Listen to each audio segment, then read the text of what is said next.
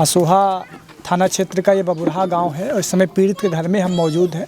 Samajwadi party का एक प्रतिनिधिमंडल है, पूर्व विधायक हैं यहाँ से, वो बैठे हुए और ब्लॉक प्रमुख जी भी हैं और हम उनसे बातचीत करेंगे कि ये इस घटनाक्रम को कैसे देख सकते हैं, जहाँ मुख्यमंत्री जी का तमाम तौर पे कहना है कि प्रशासन लॉ एंड ऑर्डर बहुत बेहतर हुआ है, तो इस तरीके की घटनाएं कहीं ना कहीं राजनीतिक अमला जामा पहनाने वालों के ऊपर प्रश्न चिन्ह खड़ा करती है। तो हम पूर्व विधायक जी से बात करेंगे कि ये इस घटनाक्रम को कैसे देखते हैं।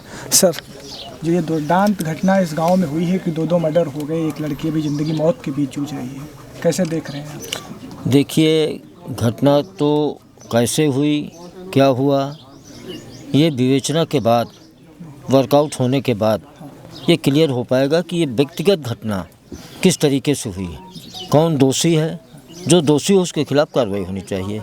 लेकिन सबसे दुखद ये है कि पूरे प्रदेश के अंदर जब से भारतीय जनता पार्टी की हुकूमत आई है, इन लोगों ने एक नारा दिया था। हम लोग जब सरकार में थे, अखिलेश जी उत्तर प्रदेश के मुख्यमंत्री थे, तो इन लोगों ने एक नारा दिया था कि बेटी बचाओ बेटी पढ़ाओ। और अगर 4 साल के अंदर अगर सबसे ज़्यादा घटनाएं हुई हैं तो हमारे आपके घरों की नाबालिग लड़कियों की जो नाबालिग हैं उनके साथ, ये पहली घटना उन्नाव की नहीं है।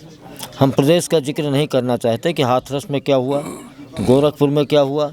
अगर उन्नाव जनपद को लें तो शायद हमारे 5 साल के कार्यकाल में जब माननीय अखिलेश जी मुख्यमंत्री थे तो एक भी इतनी दुखद घटना कि छोटी छोटी लड़कियों के साथ रेप करके उनकी हत्या करने का काम किया गया हो, एक भी घटना पूरे जनपद में इस तरीके की नहीं हुई थी। लेकिन 4 सालों के अंदर शुरुआत माखी से, माखी क्या उसके पहले शुरुआत हुई थी 12 सगवर थाने के एक गाँव से। लड़की के ऊपर, दलित बिरादरी की लड़की थी, उसके ऊपर मिट्टी का तेल पेट्रोल डाल करके वो आग लगा दी गई थी। वो जब बचने के लिए भागी तो खेत में वो मर गई थी। दूसरी घटना भाटनखड़ा बिहार में हुई। तीसरी घटना आपके अजगैन थाना के अंतर्गत एक गांव था मोहान विधानसभा में, वहाँ जो भी रहा हो, शेखुपुर, उस लड़की को जब इंसाफ नहीं मिला, उसकी FIR नहीं लिखी गई, तो उसने ज़िले के आला अफसर, इस जिले के कप्तान के यहाँ जा कर के आग लगा करके आत्महत्या करने का काम किया था। ऑर्डर को आप कैसे देखते हैं? पिछली लॉ एंड ऑर्डर मैं कह रहा हूँ, अगर इस तरह की घटनाओं को उठा करके आप देखेंगे तो आज मैं कह सकता हूँ कि उत्तर प्रदेश के अंदर लॉ एंड ऑर्डर की कोई चीज़ नहीं बची।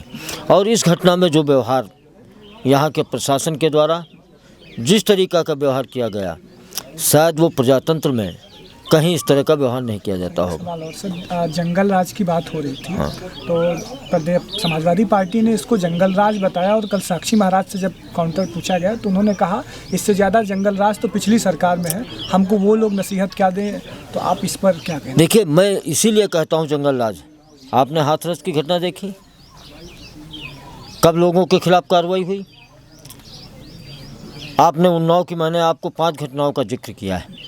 और समाजवादी पार्टी के कार्यकाल में इस जनपद में एक भी घटना नाबालिग लड़कियों के साथ या लड़कियों के साथ इस तरीके की नहीं हुई थी कि अगर कहीं कोई घटना हुई कि उनको इंसाफ न मिला हो, उनको आत्महत्या करने का काम किया गया हो।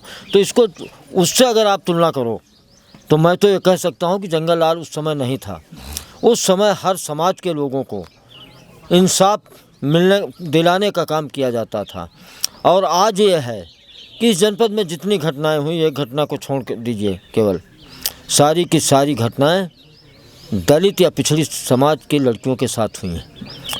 मैं ज़रूर कहता हूं कि सरकार में, वर्तमान सरकार में दलितों के साथ, पिछड़े वर्ग के साथ बड़े पैमाने पर जुल्म और जातियाँ बढ़ी हैं और निश्चित रूप से उसको हम कह सकते हैं कि आज पूरे सूबे के अंदर जंगल राज कायम है।